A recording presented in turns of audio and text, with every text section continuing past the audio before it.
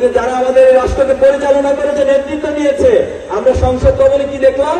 আমরা দেখলাম সেখানে নায়িকা আর নৃত্যকে যারা করতো তাদেরকে সংসদ সদস্য বানানো হতো, গায়িকাদেরকে দিয়ে সেখানে তখনকার স্পিকার তিনি গান গাইতে সংসদে বলতেন।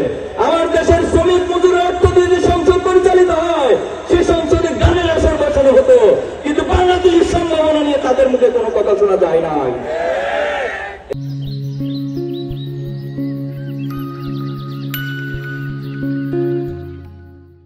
এজন্য আমরা চাই আগামী দিনে যারা বাংলাদেশকে নেতৃত্ব দেবে, এই বাংলাদেশের প্রতিটি সম্ভাবনাকে পৃথিবীবাসীর কাছে, মানুষের কাছে তুলে ধরতে হবে।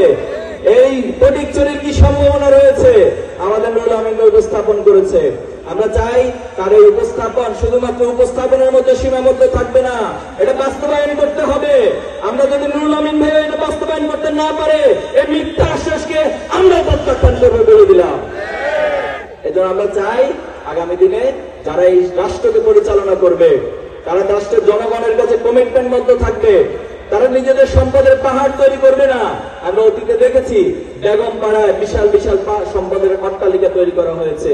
গত 15 বছরে যদি পরিসংখ্যান দেখেন, এই দেশ থেকে 28.5 লক্ষ কোটি টাকা বিদেশে পাচার করা হয়েছে।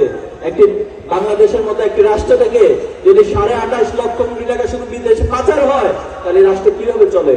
এই টাকা কার টাকা পাচার করা হয়েছে? কারো বাবার সম্পত্তি পাচার করা হয়েছে না, বরং আপনার আমার শ্রমিকের, কৃষকের, রিক্সা চালকের, সিএনজি চালকের, প্রত্যেকের মেহনতি মানুষের ঘামের রক্ত অর্জিত সে টাকাগুলো পাচার করেছে। এজন্য আমরা বলতে চাই আগামী দিনে যে সৎ দক্ষ দেশপ্রেমিক নেতৃত্ব প্রয়োজন, সেই নেতৃত্ব তৈরির জন্য ফটিকছড়িবাসী কি প্রস্তুত আছেন? আপনারা কি আপনাদের সৎ দক্ষ নেতৃত্ব বাছাই করতে পারবেন? আমরা কি কাজ করতে পারবো তার জন্য? ইনশাআল্লাহ আল্লাহ আমাদের সহায় হোক। আমরা বিশ্বাস করি যে যুব সমাজ, ছাত্র সমাজ জেগে উঠে পৃথিবীর ইতিহাসে প্রত্যেকটি বড় বড় পরিবর্তনের ক্ষেত্রে এই ছাত্র এবং যুব চায় যে আমাদের যুব সমাজকে মাদক দিয়ে নষ্ট করে দিতে। এই জন্য আমাদের সীমান্তগুলোতে মাদকের ফ্যাক্টরি বসানো হয়েছে। এই মাদকগুলো আমাদের এই যুব সমাজকে নষ্ট করে দিচ্ছে।